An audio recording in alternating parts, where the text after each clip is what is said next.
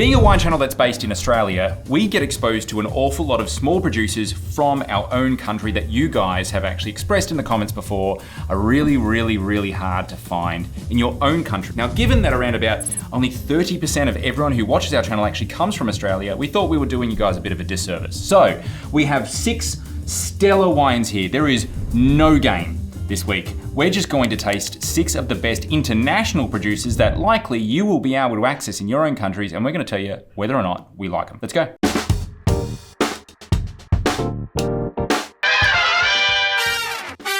Wine number 1. I swear to God, if there isn't some JJ Prum in here, I'm gonna flip out. I'm gonna lose my shit. Looks lovely, kind of pale gold. It's got these nice kind of like, deeper gold rims. Ooh. Slight rancio on the nose. Almost like a basil pesto minus the basil and increase the pine nuts. So more nuttiness. This is familiar. I've drunk wine like this before in a fancy room where someone was like, hey, do you want to try some wines that you wouldn't have had before? They're very nutty, very savory. I love this beautiful globular kind of rich texture, vibrant acidity though, that kind of carves right through it. Really prickly, really salty, absolutely scrumptious. A little bit like a flat version of champagne. Smells and tastes like flat champagne. A bit of a rancio oxidation sort of thing going on.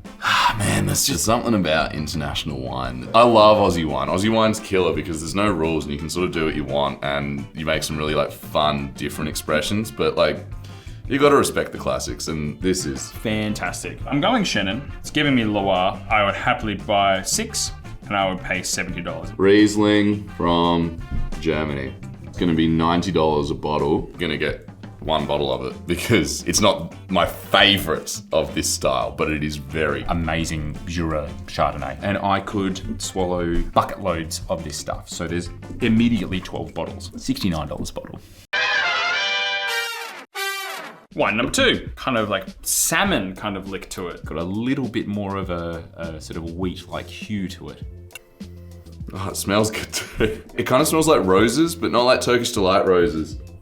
I love that smell. Like really, really great, perfectly crafted honey. It's giving me like Pinot Noir, like almost like a Pinot Noir rosé sparkling. Dude, what is my life? How is this my work right now? These are gonna be stonkingly good wines. I'm gonna learn a bunch of shit today. I'm not gonna sit here and bang on about what I think it is. The only thing I can really identify is German Riesling because it is so specific. This is one thing when you start like tasting wine a lot of wines start to kind of look the same. I would pay a lot for this wine because this doesn't look like anything else like taste on a daily basis. I think that's got fizz in it. It's fantastic. Fruit itself like leans underripe, so it kind of gives me that Pinot Noir sparkling kind of mood to it. That is so yummy. It's like brioche without being yeasty is a hard balance to find. I reckon that'll be 110, and I reckon I will get a dozen. It tastes like demi-sec Vouvray, but it definitely feels like we're in the realms of Chenin Blanc. I would pay like $80 a bottle for it. But give me 12, I'm happy to pay 120 for that. I think it's delicious.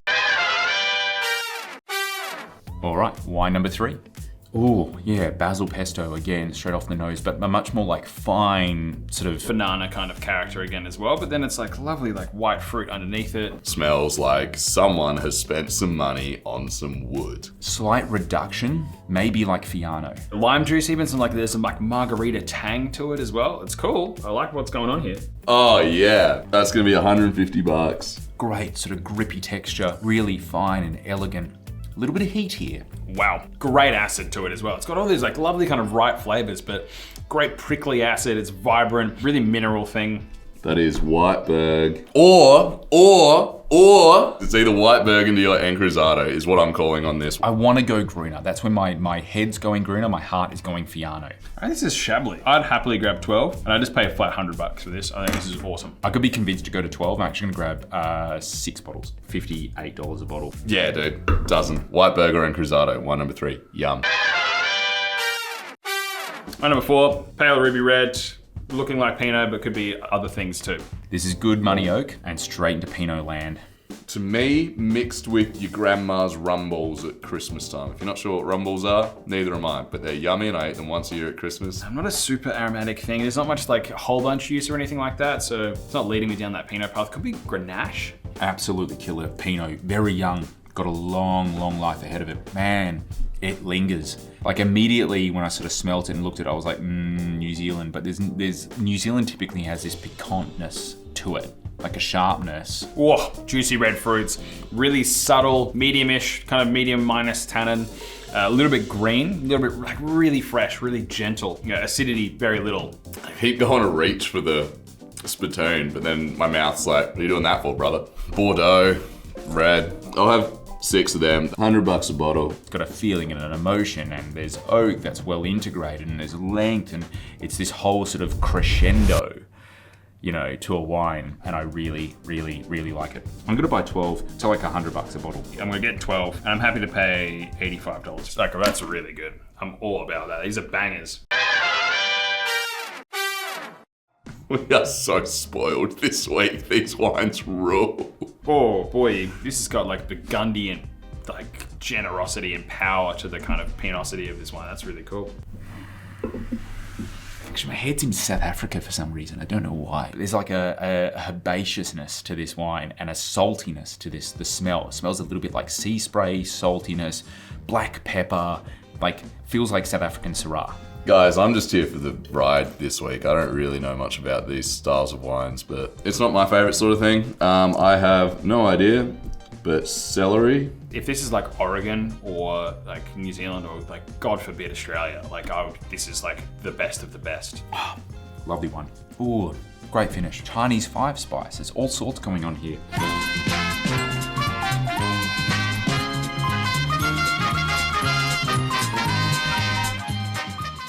Don't get much better than that, folks. That is outrageously delicious. 12 for sure, and $200. Like, fortunately, that's the price, but I think that's worthy of it. Totally buy 12, $65 a bottle. I reckon that's probably gonna cost you $80 a bottle. I'll have one of them.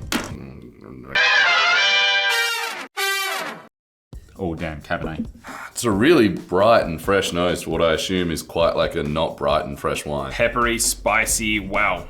Has this capsicum or like green bell pepper that really is like quite jumps out of the dust. And look, it could be Cab Franc, but Cab Franc for me smells a little bit more green and stemmy. Leathery. It's like the leather of an exotic animal. Like, I've never had crocodile leather in my mouth before, but maybe this is what crocodile leather tastes like. Tannin's really chewy. It's giving that kind of Bordeaux energy. That pepperiness is so Cabernet. That is Bordeaux. I think I'm jumping a little bit too quick. I would pay probably the cheapest, $45, and I would buy 6 of these because the back palate is a bit thin, which really shouldn't happen with Cabernet. 3 bottles of it, crocodile leather. $60 a bottle. I reckon this is the secret cheap one. I have a feeling this might be a New Zealand little Bordeaux blend. I'm still gonna get 6, but I'm happy to pay flat 100 for that as well. Let's see if the other guys have bought as much wine as I have, because I bought a lot.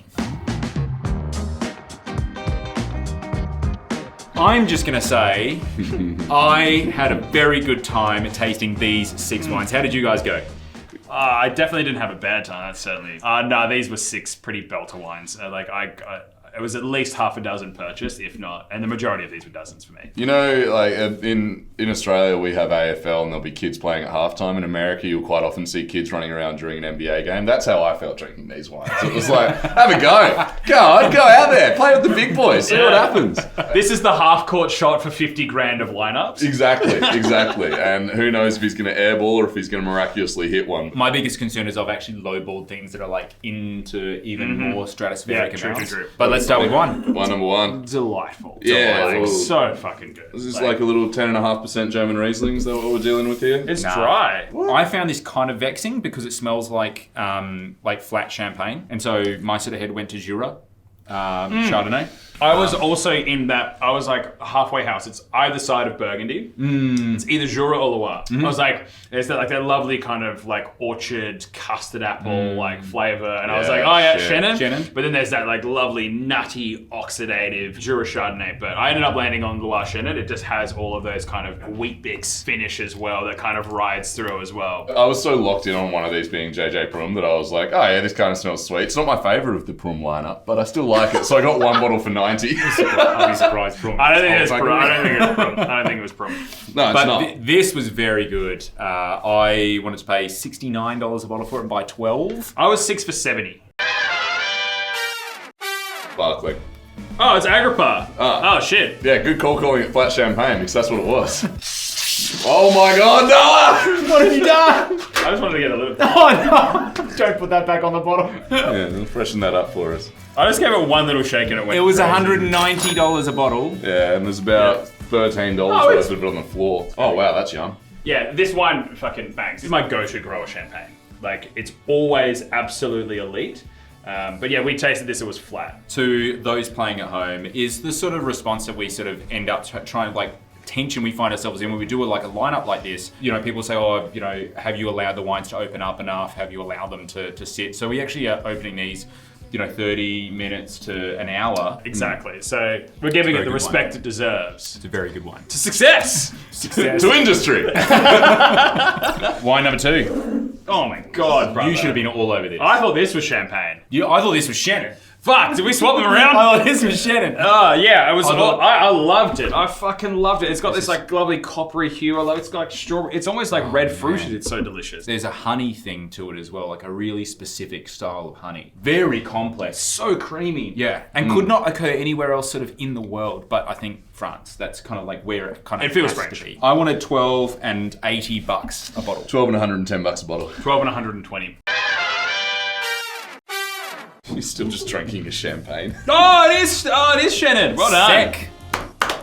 Yeah, so Vouvray. this is Domaine Huet, who make arguably the best Chenin Blanc in the world. Huet Vouvray. We actually drank this at the Mount Erica Hotel when we launched the imports last November. It's just as delicious. If you want to try any of their Clos de Bourg, which is like Botrytis, which is maybe one of the greatest wines I've ever had in my entire life. Anyway, wine number 3. Got a lot of nerve showing up here today. This is the white Burgundy / Encruzado wine that I called. What do you think about that, fellas? Chablis, baby. Shit. Oh, it is Chablis. It's- I was like, this is like Gruner and Fiano had a love child. Which I'm like, Oh my god, it's good. It's Is it just Chablis? fucking, I don't think it's Grand Cru, but I think it's Premier Cru. It's I think it's killer. Wana, and it fucking rules. MDT. I went Boyroy. I wasn't. This was one of the 2 that I only bought 6 of, which is saying something I wild. really enjoyed. Yeah, same. But I found these so unique and so themselves, and this I was like, I was kind of pushed down this Gruner path with it. Yeah, it's the oak, man. Like, as soon as that, I struggle to look past the oak flavor on wines like this. Like that, I really liked Birdwood and Encruzado all taste really similar to me, and like Australian Chardonnays as well. But I wanted a dozen. I want to spend $150 on it. I wanted 12, and I would happily pay $100 for this. And I was 6 and 60. Oh! What Oh, is damn! Very good. What is that? Very Yeah. good. I was talking about Sicily Alright. for a minute there, and then I zagged. Caricante, $145. Either is the Sicilian project from Gaia, Yes. I believe. Cool, because Caricante is also one of these great varieties that people are more and more are actually saying that is sort of like, this could be the white Burgundy of the South. So you're calling it Chablis Blanc, Yeah. right? And I'm like, we're I'm all like over one the acre place. Chablis, yeah. But definitely high quality, no doubt. So would you say in 2025 it's a little bit less Caricante and a little bit more Caricante? All right. Just Burgundy? Yeah. I don't care what it is. It could be a duck. It's delicious. It's very If good. it's a duck. I don't care if it's duck's blood. I love This it. is cherry cola. Great. I went to Pinot. I was torn between going like somewhere that's not France, but there's something about a lot of these wines that are just so holistic. Yeah. Like there's everything there. There's got everything in amazing generosity. My only problem with this is I wanted 12, and I was like 85 to 100, but it's probably going to be more than that because if Yeah. it is Redberg, you know. Yeah, 6 for 100. I didn't say Berg. I Red said from Bordeaux. That's This crazy. is as far as possible as you could be Yeah. from Bordeaux. Yeah, I went Spanish Grenache, and I went 12 for 85. Savigny-les-Beaune.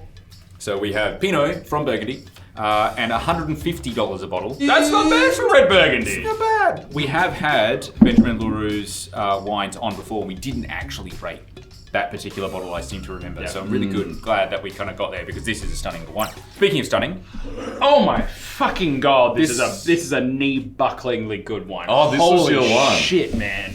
This was my Burgundy. Oh my god, there is so much power and presence. This is extraordinary delicious. So it was my least favourite. I said celery sour Old World. I see all 3 of those. And I still bought 12. I didn't pay that much for it though. I paid 66. Where were you with this? This could be. I'm actually nothing in Southern Rhine. There's a bit of spice to it. I was going pommard. I thought it was pommard. Like I thought it was fucking banging. I'm Grenache. I'm Southern Rhone. Bit too peppery for you. Yeah. Yeah. Like it Shut up! Don't give them ideas.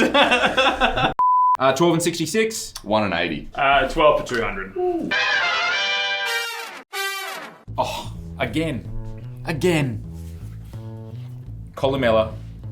Oh, Swartland? Holy Swartland. shit. Swartland Grenache. Wow. Yeah. That's us being nice to South Wow. Africa again. So I will be absolutely comparing these notes with the Columella that we actually tried a couple of weeks back. I'm pretty sure this is the top tier of Sadie family wines in...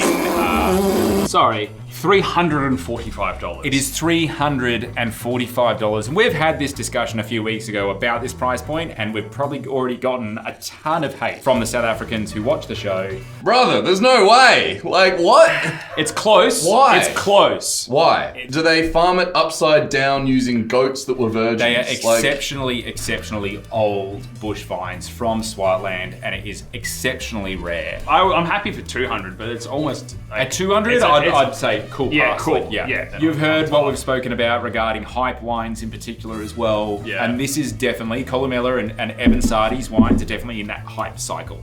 There needs to be a wine that holds that sort of price point for a whole country, and it's going to cop all the flack. It's going to get all the shit for it. That's fair. Columella gets that for South Africa, but it puts Swartland on the map. And these wines do taste fantastic when matured. They are very good. We're seeing the youngest possible. It's okay. insanely good. Okay. It's insanely good. I love it. That was my favorite wine. That was one of the lineup for me. I think it was fantastic. Yeah. But at $350, it gets points. It's inaccessible, is what it is. It's inaccessible. But also, I take it back. I now understand why that costs that much money. It's just I don't have that money for that wine. All right. I feel like this is a flagpole wine for another different country. I agree. This is fucking great. My head, straight to Cabernet. Yep, same. We've also had this wine on the show, and it also hasn't done great. I wanted 6 bottles at $45 a bottle, which I know it's not going to be at $45 a bottle if I'm correct. It's not Pinot, is it? No, it's Cabernet.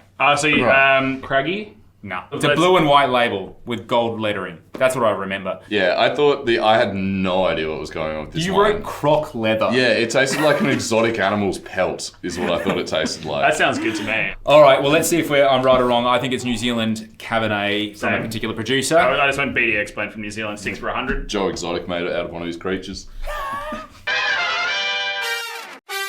It is Tomato. Ah! The Coleraine from Hawke's Bay, North Island, Cabernet. BDX blend. Cabernet Sauvignon, Merlot, Cabernet Franc. Yeah. It's expensive, but it's also like, it is arguably the Bordeaux blend from You could buy New 2 Zealand. of those for the price of that. All right, so what is the wine to line up? Because there's a lot of good splitting hairs. Splitting hairs. I'd actually like to see Ida. I'm down for the Caracante. That's my vote. That was the Ida. First 2. Yeah, these two. That's Shannon. Shannon, I was also on Shannon. 12. I was 12 for the Shannon. That's a clean sweep. 12, clean sweep. I'm more than fucking happy with that. Bet you are. More than happy with that. Domaine, Huet. Some say it's the best Vouvray. Shannon in the world.